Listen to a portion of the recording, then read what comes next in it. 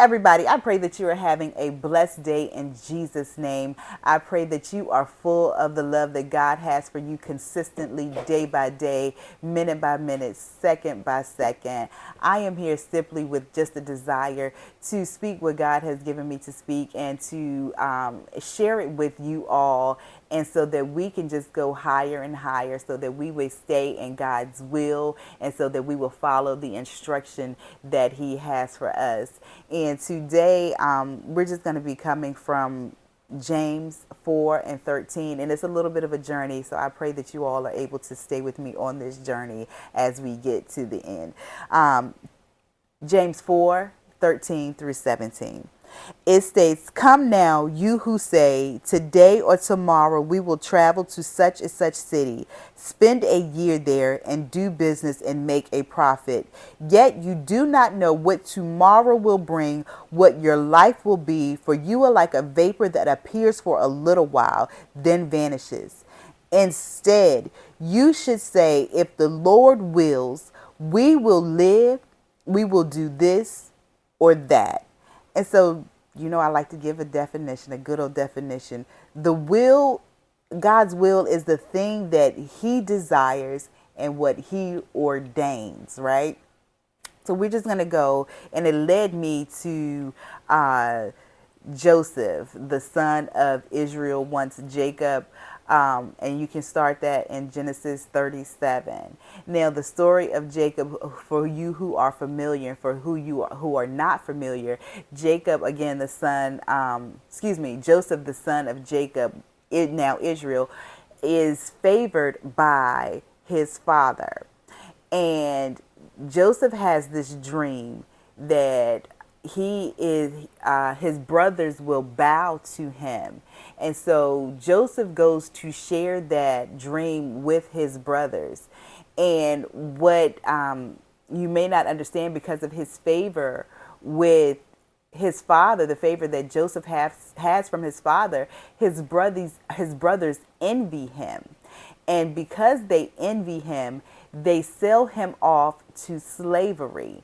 And Joseph finds himself in slavery, then being accused of sleeping with his master's wife, and then into prison, and then to being exalted. So in the midst of Joseph's journey, he has this vision of where God has shown that his brothers will bow to him, but he does not know the journey that he will be on. And the Bible, it does not tell us that once God gave him this vision, he began to make plans to make that vision come to pass. It doesn't state that. And so in times, what we do is that we will begin to make plans for the journey for the vision that God has given us. And when we do that, we can start to come out of a selfish ambition, because you have this excitement that God is about to do this for you, or is going to do this for you. And so you want to rush along the process, and you get out of his will. And so what he is saying, and what James is saying to us, which is a letter that he wrote to the church, the first letter that was given to the church, he is saying, instead of trying to do things your way, follow God's will, because we don't know what's going to happen. And if we are doing it out of selfish ambition and out of arrogance, it is going to cause us to fall into a life of sin. Now, what happened to Joseph? Joseph went into a place of humbling. Now, was his heart arrogant when he went and told his brothers? Was it outwardly arrogant? Was it inwardly arrogant? Or was it just excitement? But yet and still, he went to a place where he had to be humbled, because when he was then exalted, he was able to still bless his father and his brothers in that time, in that drought, in that famine. He was still able to bless his brothers, because he had went to such a place of humility that it caused him still to be good to those who was not good to him. Right? So we have to understand that when God shows us something, we may not know the journey that we'll go on, but we have to trust God's will for our lives, because it will lead us into a place of humility, and that place of humility will lead us into a place of God's blessings, and it will cause us to do and walk in the way that God has instructed us to go. So when we try to do things in our own strength, or we try to do things out of selfish ambition, guess what that causes? It causes an anxiety to try to rise up on the inside of us, and we're consumed in our own thoughts. And when we're consumed in our own thoughts, we can't think about the kingdom because we're so consumed with ourselves and what we're trying to do. And anxiety is a war within us. James 4:1-2 says, "What is the source of the wars and fights among you? Do they not come from your passions that wage war within you? You desire and you do not have. You murder and covet and cannot obtain. You fight and you wage war." We have to come to a place where when we are praying God's will, if the Lord wills, we will live and we will do this or that. If the Lord wills, we will get to our promise. We will take the journey that may not be comfortable. It may be rough. It may not seem favorable, but I have to trust that if He willed it for me, I will get to that end destination. And it's when we can tell that Joseph was in the will of God, even though that place did not seem favorable, because when he was in Potiphar's house, it says that the Lord was with him. And so even though your journey may not seem favorable, even though it may seem dark and you're questioning why, I encourage you to look and see that God is with you. And I can tell you that God is with you because you are still here. You still have God's favor. He is still allowing you to breathe. He's still allowing you to take this course. He's still allowing you to take this journey to see it out. But we must put ourselves and submit ourselves under God and His will and what He ordains and the journey that He desires for us to take, so that when we reach our destination, that we will have humbled ourselves in a place to do the good, just as James 4:17 says. It says, so it is sin to know the good and yet not do it. So when we get to that end destination, we are essentially there to build up the kingdom, to do the good for God's people, to do the good for God.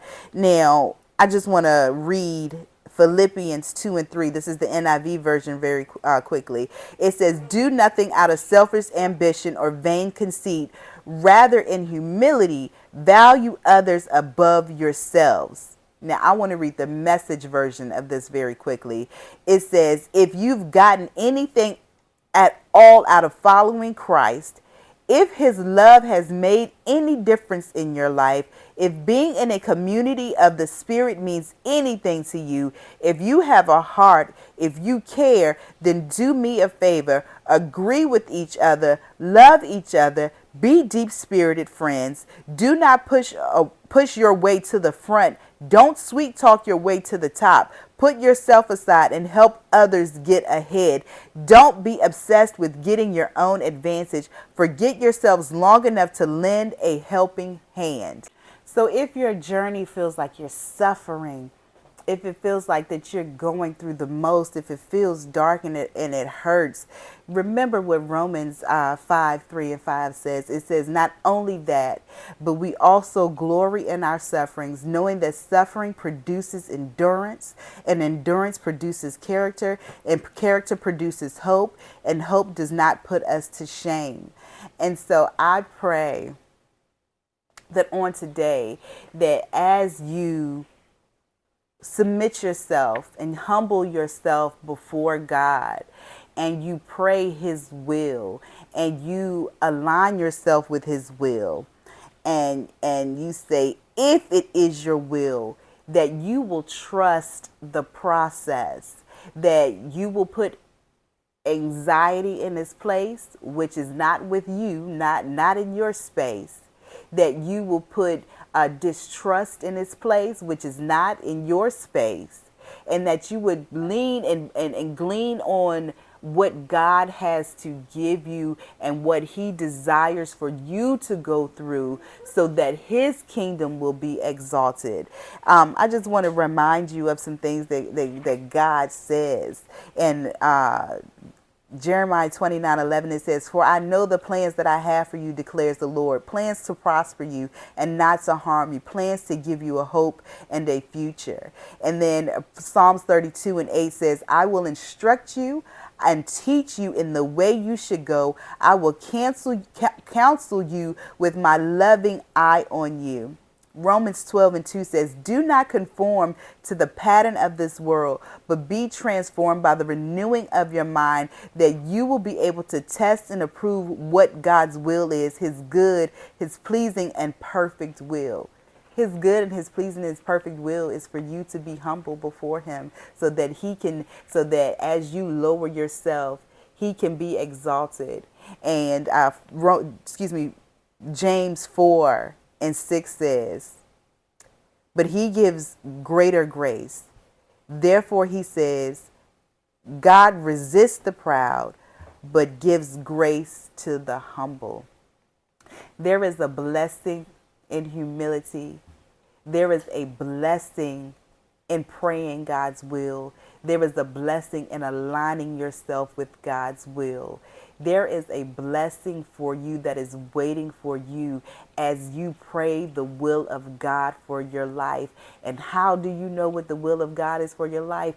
Even though it is dark, even though it is rough, even though it seems like, I don't want to do this no more, you can see the favor of God with you. That is his will. That's how you know you're walking in his will. It's because the favor of God will still be with you, just as it was for Joseph when he was in Potiphar's house, just as it was for Joseph when he was in prison, and just as it was that when he came out of prison, he was given the authority, he was given the go to handle these things and to be able to bless others.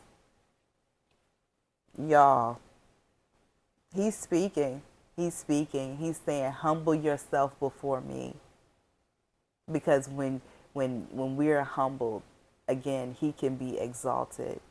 And that is just to, even when you come out of that place, you have a testimony of Jesus' love for you, how he brought you out of a situation, how you journeyed through, how the character increased, how the endurance increased your character, and how you are now at this place because of the love of God and because you was in the will of God.